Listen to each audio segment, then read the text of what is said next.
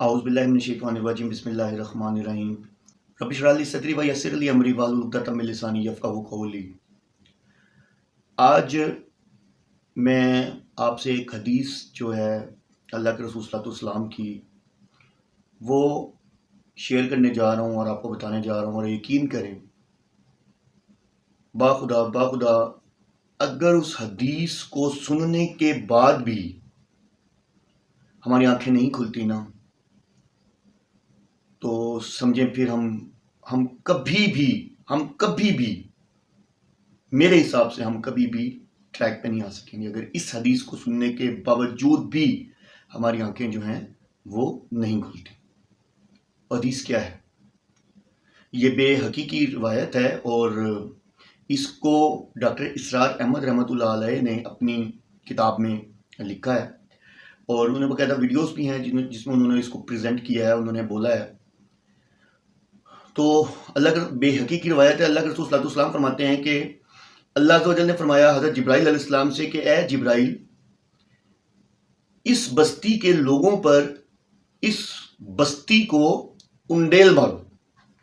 یعنی کہ اس بستی کو الٹا دو ان لوگوں کے اوپر نا۔ تو حضرت جبرائیل علیہ السلام نے کہا کہ یا اللہ اے اللہ عز و جل، اس بستی کو انڈیل دوں جس میں تیرا ایک ایسا نیک بندہ ہے جس نے کبھی پلک جھپکنے کی، الفاظ ہیں سیم ایز اٹ از بتا رہا ہوں،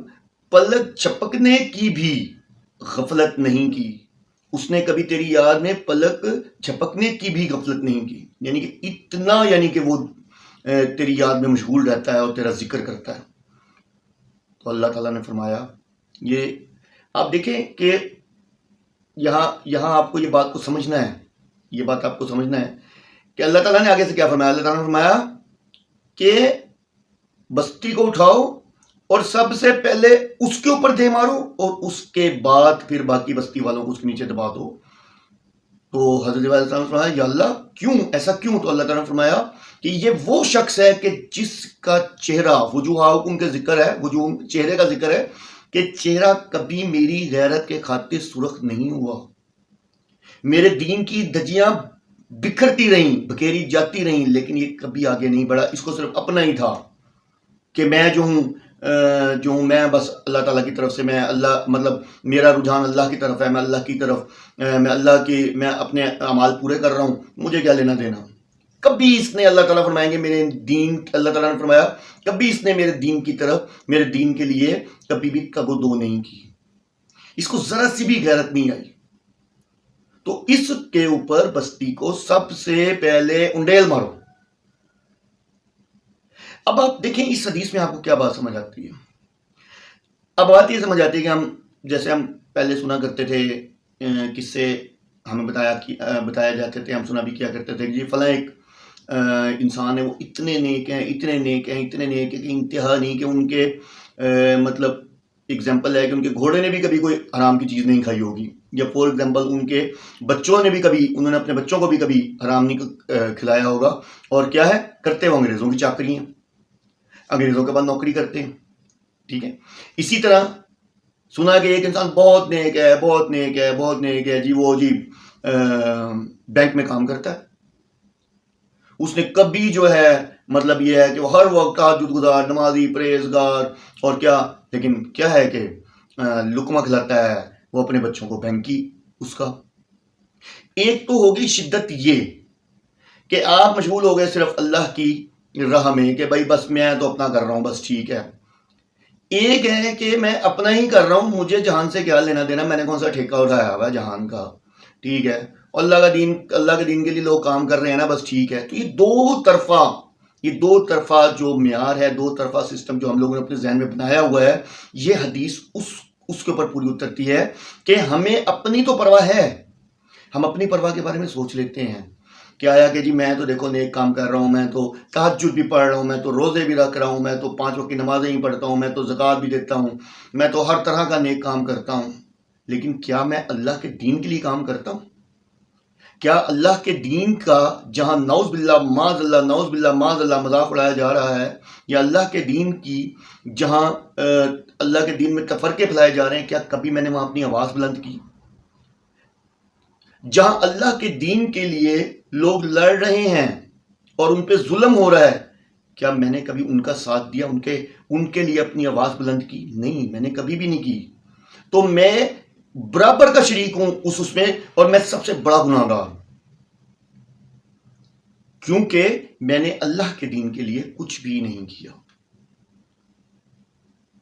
تو دیکھیں، ہم اکثر اس لفظ کو جب ہمیں کہا جاتا ہے ہم اس دنیا میں کیوں آئے ہیں، ہمیں اللہ کے دین کے لیے محنت کرنی ہے، کام کرنا ہے، ہم اس لفظ کو، کیونکہ ہمیں اس لفظ کی گہرائی کو نہیں سمجھایا جاتا. ہمارے گھر تو آیا جاتا ہے، ہم ٹولے میں آتے بھی ہیں، ہم بیٹھتے بھی ہیں، گپ شپ بھی لگاتے ہیں، ہم باتوں باتوں میں صرف کہتے ہیں ہم اس دنیا میں کیوں آئے اور ہمیں یوں لایا گیا، دین کے لیے محنت ضروری ہے. لیکن دین کے لیے محنت کیوں ضروری ہے یہ نہیں بتایا جاتا. کہ رب کو پسند کیا ہے، رب کو تو پسند یہی ہے کہ اس کے دین کے لیے کام کیا جائے، یہ نہیں بتایا جاتا. اگر یہ بتایا جائے، اس کی اہمیت سمجھائی جائے، تو کیوں نہ ہمیں یہ پتہ چل جائے کہ ہم آئے یہاں صرف اسی کام کے لیے ہیں، تو کیوں نہ ہم وہ کام کریں جو ہمارے رب کو پسند ہے.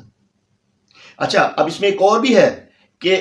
دین کے قیام کے لیے اتنے وہ نہ ہو جائے کہ نماز بھی چھوڑ رہے ہیں، سب کچھ چھوڑ رہے ہیں، سب چیزیں. اللہ تعالیٰ کہتا ہے نا، اللہ تعالیٰ فرماتے ہیں نا کہ دیکھو، اب یہ نہیں ہے کہ جیسے جی اب دین کا کام کر رہے ہیں تو جب دیکھے جب ہم تو دین کے کام کے لیے گئے ہوئے تھے، نماز نکل گئی تو نکل گئی. نہیں، ایسا نہیں ہے.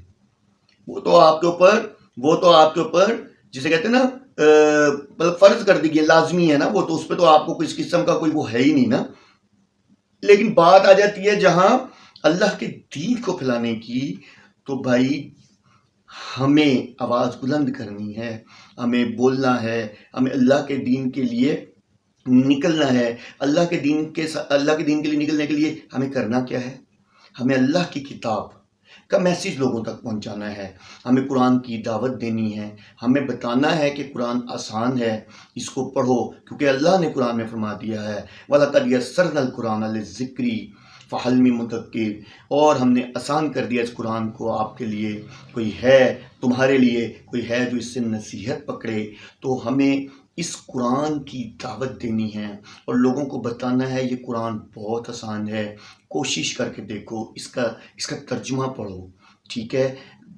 تلاوت تو کرتے ہو، بہت اچھی بات ہے، اس کا ترجمہ پڑھو، اس کی دعوت دو، لوگوں کو بٹھاؤ، لوگوں کے ساتھ بیٹھو، قرآن کا ترجمہ ڈسکس کرو، اللہ کے دین کو پھیلاؤ. یہ مقصد ہے، یہ چیز چاہیے، تب ہم اپنا حق ادا کریں گے. اور اللہ باقی دیکھیں، ہم کہتے ہیں جی پھر رزق روزی، اور رزق روزی ٹھیک ہے، نو ڈاؤٹ. اللہ کیا فرماتے ہیں؟ میرا فرض ادا کرو اور میرے فضل تلاش کرنے کے لیے نکل جاؤ. اللہ نے یہ تو نہیں کہا کہ بھائی تم مطلب کہ اپنے بچوں کو بھوکا مار دو اور تم صرف، اللہ تو کہتا ہے کہ میرے دین کے لیے دعوت دو لوگوں کو. ٹھیک ہے، یہ تو نہیں اللہ نے کہا کہ بھائی تم جو ہے، اللہ بہت غفور رحیم ہے، اللہ نے تمہارے لیے آسانیاں بنائی، ہم نے اپنے لیے مشکلات پیدا کی. تو اگر اس حدیث کو سننے کے بعد بھی ہماری آنکھیں نہیں کھلتی، تو پھر میرے حساب سے ہماری آنکھیں تبھی کھلیں گی جب قیامت آ جائے گی. اللہ عز و جل آپ سب کو دین میں استقامت دے، ہم سب کو نیک عمل کرنے کی توفیق دے. وآخر دعوانا ان الحمد للہ رب العالمین.